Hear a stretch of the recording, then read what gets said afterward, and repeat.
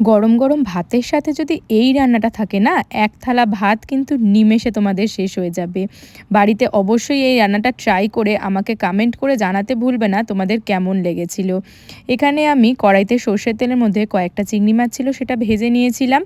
এই রান্নাটা কিন্তু একটু ঝাল ঝাল হয়, তাই জন্য আবার আমাকে কমেন্ট করো না যে এতগুলো লঙ্কা কেন ইউজ করেছি। গোটা জিরে, শুকনো লঙ্কা, তেজপাতা ফোড়ন দিয়ে থেতো করা রসুন এখানে দিয়েছিলাম, তারপরে পেঁয়াজ কুচি দিয়েছিলাম। পেঁয়াজটা ভালো করে ভাজা হয়ে গেলে এখানে নুন, হলুদ আর বেশ অনেকটা লাল লঙ্কা গুঁড়ো দিয়েছি। তোমরা যারা ঝাল কম খাও তারা কিন্তু লাল লঙ্কা গুঁড়োটা একটু কমও দিতে পারো। এরপরে বেগুনগুলো দিয়ে দিয়েছিলাম, বেশ ছোট ছোট করে কেটেছিলাম, যেমনভাবে আলু ভাজা কাটে ওরমভাবে।